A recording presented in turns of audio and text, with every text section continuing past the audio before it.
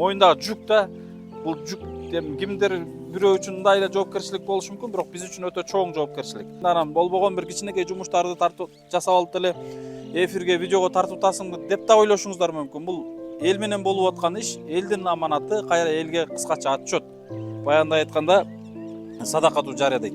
Эми бүгүн Ошто кандай бир туугандарыбыз чогулганына көрүп турасыздар. Мен Кудайга шүгүр, оразаны толук кармадык иншалла. Кармадыңызбы? Машалла. Карагыла, мен мына скорость турат. Алдыга эме алсаң айдалат.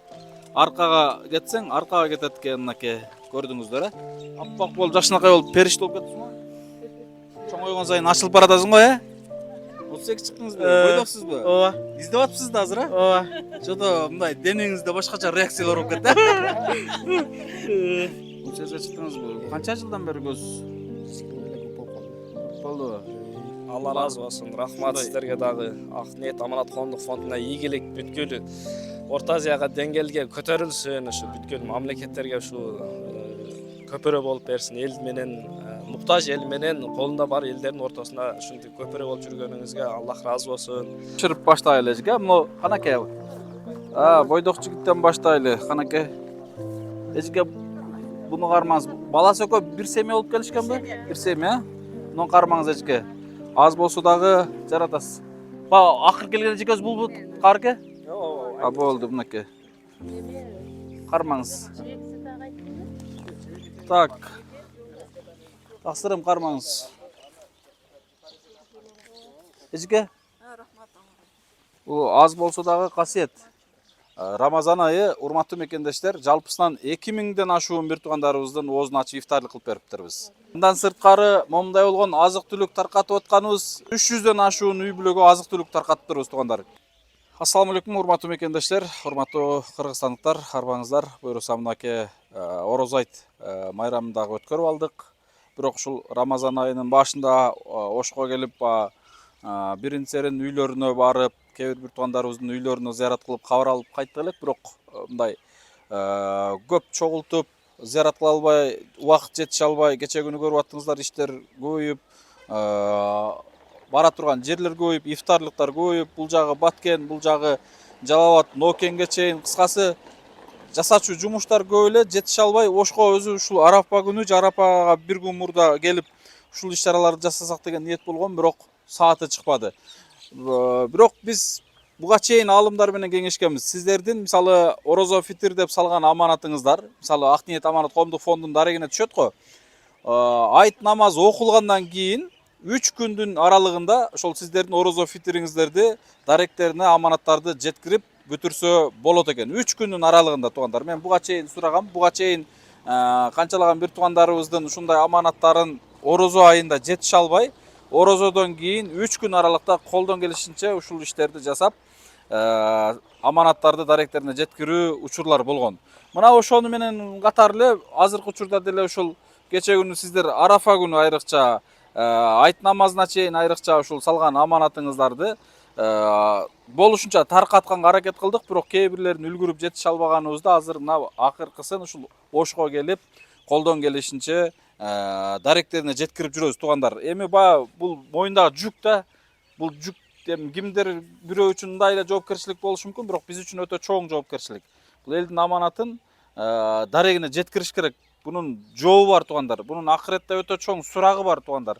Ошон үчүн мына ошонун аракетинде анан болбогон бир кичинекей жумуштарды тартып жасап алып деле эфирге, видеого тартып атасыңбы деп да ойлошуңуздар мүмкүн. Бул эл менен болуп аткан иш, элдин аманаты, кайра элге кыскача отчет. Баягындай айтканда садакату жария дейт. Эми бүгүн Ошто кандай бир туугандарыбыз чогулганына көрүп турасыздар. Мен кыскача эле бул бир тууганыбыз менен кабарлашайын. Салам алейкум, кандайсыз? Ден соолук жакшыбы? Жакшы, Кудайга шүгүр. Биз экөөбүз мурда да көрүшкөнбүз, Ооба, Кудайга калса. Көп ирет эле көрүштүк окшойт, Атыңыз ким эле? Атым Орозбек. Канча жаштасыз? 34төм. 34тө. Бала чака барбы? Бар, Кудайга шүгүр. Канча бала чака? Бир кызым бар. Машалла. Ден соолук кантип атат? Орозодо Кудайга шүгүр, оразаны толук кармадык иншалла. Кармадыңызбы? Машалла. Сиз каерде турат элеңиз? Башбулакта. Баягы военный эменин ичиндеби? Жок, Башбулак айылында. Башбулак айылындабы? Түшүнүктүү. Келинчегиңиз кандай? Балаңыз кандай ден соолугу? Келчем Зринедан.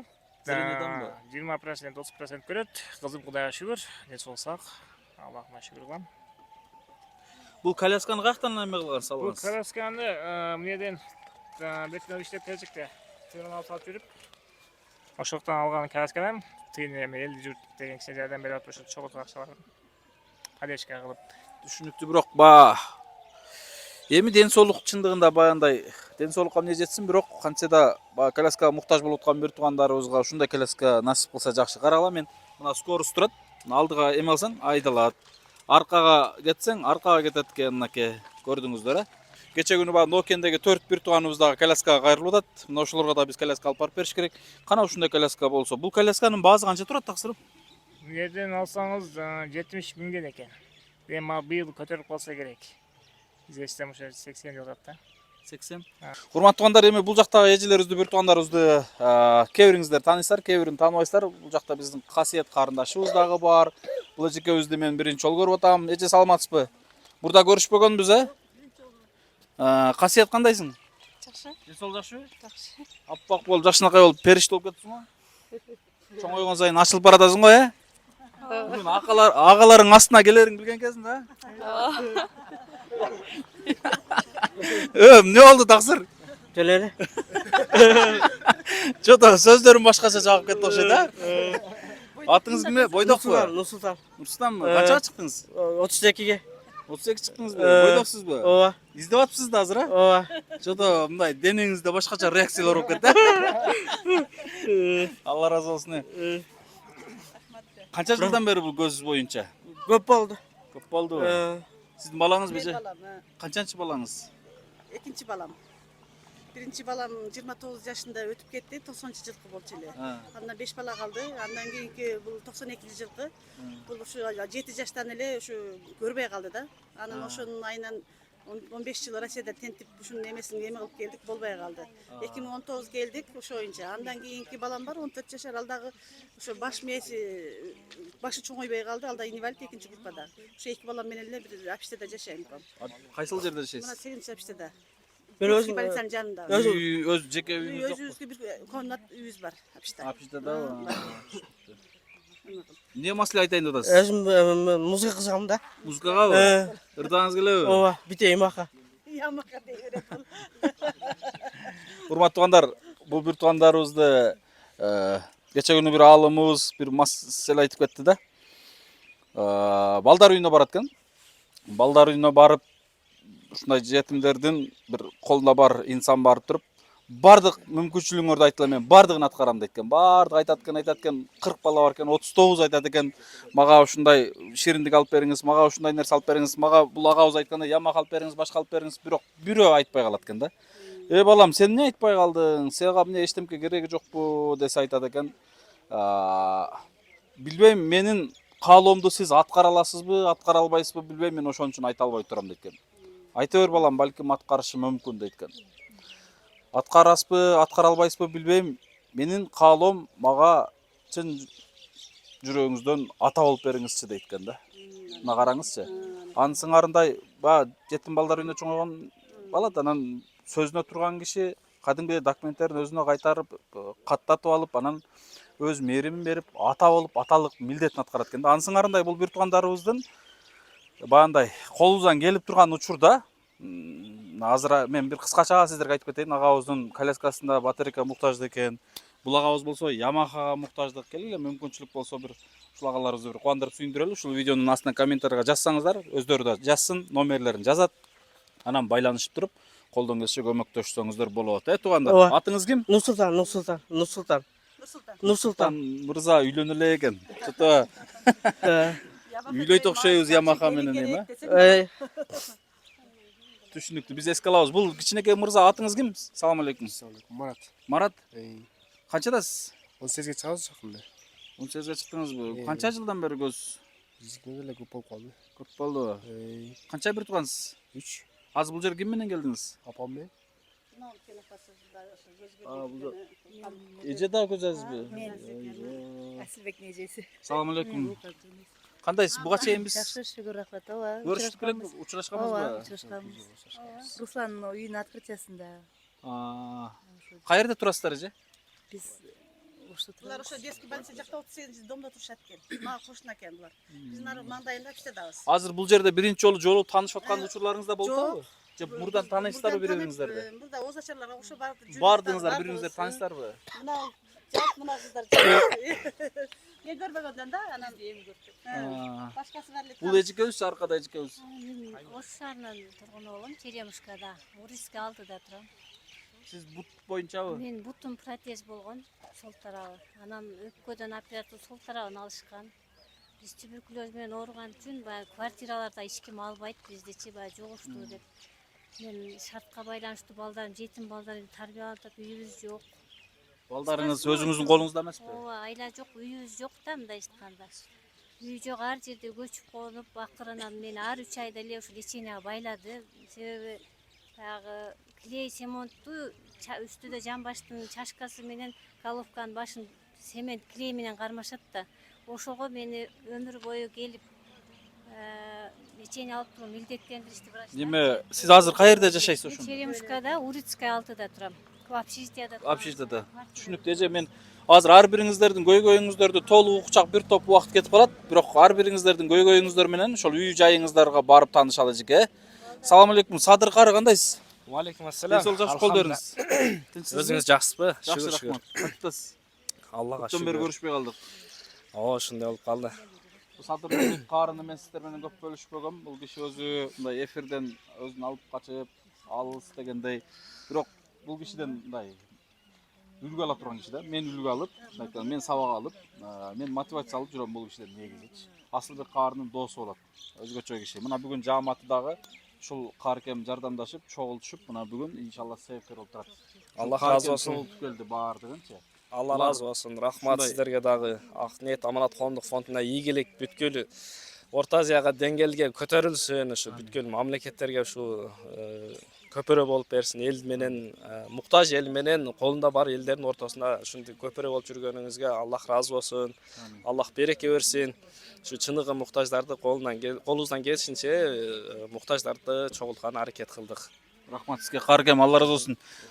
Ба ушул сооптун теңеси эле сиздики болду иншалла, Алла разы болсун. Чындыгында баягындай биз ойлогондогудай бир туугандарыбызды чогултуп жардамдаштыңыз. Сизге чоң рахмат. Рахмат билдиребиз. Алла разы болсун негизинен. Алла разы болсун. Ооба, тынч болуңуздар. Жарайт. Урматтуу мекендештер, биз анда эмесе эжеке жардамдаша турган кандай азыр үйгө кантип алып кетебиз? Такси чакырып таксилерге салабыз да. Кызыңыз кантип жакшыбы? Жакшы, Аллага шүгүр. Кимде суроо жооп бар башка? Мына жакта кыз неме Баарын айттык окшойт. Силерге ден соолук, ишиңерге ийгилик. Ар дайым ушу бизге окшогондорго жардам берсеңер, силерге миң талап берсин. Рахмат. Ден соолугуңар, бала чакаңар менен аман болгула, ошол бизге айтарды турганыбыз. Тынч болгула. Айтканыңыз келсин. Эжеке, мен азык түлүктүн астында анда эмесе бир могул колубуздан келишинче аздыр көптүр эмебиз бар эле, аманаттарыбыз. Ушуну тапшырып баштайлы эжеке. Мына канакей. Бойдок жигиттен баштайлы. Канакей. Эжеке, буну кармаңыз. Баласы экөө бир семья болуп келишкенби? Бир семья. Муну кармаңыз эжеке. Аз болсо дагы жаратасыз. Акыр келген эжекебиз бул каарке? Болду мынакей. Кармаңыз. Так. Таксырым кармаңыз. Эжеке? Рахмат. Бул аз болсо дагы касиет. Так, бул жерде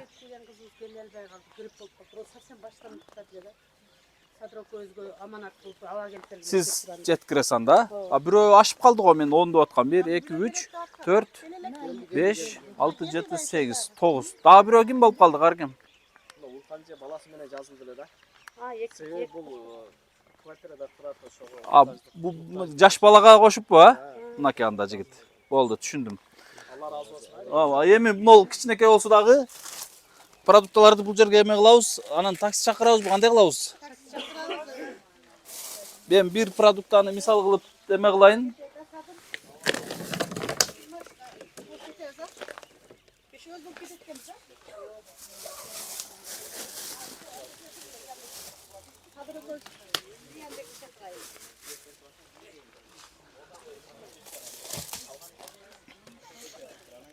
Эжеке, кана улуулар ким бата берет? Мына бир семьянын примерно продуктасын мен неме кылдым, түшүрдүм. Анан азыр машинаңыздар келсе биз салышып жардам берели. Ya. Sözden çok olem deyim, olsun mellem. Sadır жақсы берет, Sadır бере берсин. Sadır Kargem geliniz. Bizge bir жамааттын атынан эли журтубузга биздин Акниет Аманат коомдук фондун колдоп келген бир туугандарыбызга бир жакшы дуаңызды бериңиз эми. Илахи амин. Аллахка чексиз мактоолор, чексиз шүгүрлөр болсун. Аллах таала мээримдүү, райымдуу зат. Аллах таала берешен зат. Аллахым райымдуу, Аллахтын казынасы чексиз зат. Аллахка шүгүр, ушу бизди мусулман кылып койгон, мусулмандардын арасынан пайгамбарга үммөт кылган, пайгамбардын үммөттөрүнүн арасынан ушундай бири-бирибизге мээримдүү инсандардан кылып койгон Аллага шүгүр. Ошо Акниет Аманат коомдук фондунда медер таксырга Аллах таала эки дүйнө бактылык берсин, өмүрүнө ырыскысынан береке берсин. Ушу бизге кайрымдуулук кылып жаткан бир тууган момун мусулмандарыбызга да Аллахым эки дүйнө бактылык берсин. Зулияттарынан бүткүл ааламга дин жеткизе турган салих, салиха, хафиз, хафиза перзенттерден берсин. Тапкандарына Аллах береке берсин. Аллахым өмүрүңүздөргө, рызкыңыздарга береке берсин. ربنا آتنا في الدنيا حسنة وفي الآخرة حسنة وقنا عذاب النار اللهم اغفر لي وارحمني وعافني وارزقني آمين الله Рахмат Каркем. Алла разы болсун. Ден соолук болуңуздар. Үй бүлөгө, бала чакага салам дуа деңиздер. Анан жеке маселеңиздерди эжекелер. Азыр мен номерин таштап кетем. Номеримди эле билсеңиздер керек. Анан аябай зарыл болгон маселелерди мындай жеке сүйлөшөлү, колубуздан келип калган болсо, көмөктөшөбүз, жардам беребиз эжеке. Сиздики ошол кимдир бирөөңүздөрдө кандайдыр бир маселе болсо, колдон келишинче көмөктөшөбүз. Анан кээ бир учурларда жооп бере албай, башка ала албай, жетише албайсак, Садыр каар аркылуу бизге байланышып, үнүңүздөрдү жеткирип турсаңыздар болот. Колдон келишинче аздыр көптүр көмөктөшкөнгө биз дайым даярбыз эжекелер. Анан учурунда убагында боло албаса да, бирок кечигип келип кабар алганы даярбыз эжекелер. Баа бизге кайрылгандар көп. Жетише албайсың, жалгыз аттан чаң чыкпайт дейт, жалгыз жетиш кыйын. Ошого бир аз кечигип калышыбыз мүмкүн. Урматтуу туугандар, мына колясканы көрүп атасыздар. Айдаңызчы. Өзү тартат экен да бул, Кайра буруңузчу. Бак бул кадимки машинанын аккумуляторундагыдай эле коляска экен да мына. Ушундай коляскага муктаждык бар экен бул эжебизде. Урматтуу туугандар, касиетте деле негизи ар бир коляскада бир туугандарыбызга ушундай коляска болсо чындыгында кыйла жардам болот да. Бул коляскада канчадан бери сиз? Мен 6 жылдан бери. 6 жыл болдубу? 6 жыл болду. Кичинекейимден жыгылганмын да. Ушу жыгылгандан ушундай болгам. Баспай алгам. Бала чыкканыңыз барбы? Жок, жакында эле тийдим. Тийгеним 6 ай болуп калды. Турмушка чыкканыңыз? Турмушка чыккан. Өзбү Ошто турасызбы? Ошто турам, квартирада турам. Колясканын баасын билип кызыгып жүрөсүзбү көптөн бери? Баасын билип жүрөм, бирок каражат жетпей атат да бизгечи. Мындай тамак ашанын квартирадан ашпай атат да бизде. Больницага немелерден ашпай атат. Дары-дармектерден. Түшүнүктүү. Урматтуу туугандар, азыр бул колясканын баасын айтты. Жакыныраак айтсаңыз, канча дедиңиз бул колясканын баасы? Бул колясканын баасы 70 миңден эле аптекалардачы. Мындай айткандачы, но коляска менен бул колясканын айырмасы мындай чоң жип машина менен Матис эле экен да, мындай айткан да. Ошону десем болот. Пути жок менен пути бар эле айырмасы бар. Ошону айтам да. Бүт баягындай условиясы бар коляска экен да, бул мындай айткан да. Ошону калат. Баасы 70 миң тегерегинде деп атасыз, Ооба, 70 миң тегерегинде. Урматтуу туугандар, көп деле каражат эмес экен. Бир эле инсан бул эжебиздин коляскалуу болушуна себепкер болуп койсо болот экен. Касиет деле балким эми өзү басып калса гана, касиет мисалы сен деле бул коляскага отуруп көргөнсүңбү? Ооба. Онондойго. Ооба. Кандай ал, жакшыбы? Мен Я. билбейм, бирок мен өзүм отургум келген эмес да, неге деген өзүм. Сен өзүң басканга аракеттесиң да. Ооба. Кудайым шифасын берсин, өзү басып кетсин, бирок бул эжебиздин ушул коляскалуу болушуна себепкер бололу туугандар. Сиздерден суранып кетем. Байланышыңыздар. Анан кантип байланышам дегендер үчүн номериңизди айтып кетиңизчи. 78 менен 45 66 26. Ушул номерге байланышып көмөктөшсөңүздөр болот. Анан дагы башкалар менен комментарийлерге. Я. Иштебей калышы мүмкүн да ал номер. Номер. Берки номер берейин. Кыскасы комментарийга жазыңыздар, атыңыз ким? Хатыргүл. Кадыргүл эже, коляскага ким муктаждык деп жазсаңыздар, өзүбүз байланышат же номерин калтырыңыз, 701 менен 71 01 21. Бир номер калтырыңыз, ушул номерге байланышыңыздар туугандар. Мен азыр сиздерди көрүп, кичине болсо да бир эмеңиздерди эске алып кетейин, арасынан 10 бир тууганыбыздын 10 болбосо дагы бир экөөнө бир жакшы жардам берген аракет кылайлы буюрса. Мейлиңиздер, рахмат, тынч болуңуздар. Ушул азык түлүктөргө себепкер болгон биздин алыста жүргөн, жакында жүргөн, биздин фондду колдоп жүргөн мекендештерибиз. Мына Рамазан айы, урматтуу мекендештер, жалпысынан 2000ден ашуун бир туугандарыбыздын оозун ачып ифтарлык кылып бериптербиз. 2000ден ашуун кече күнү эсептеп чыктым.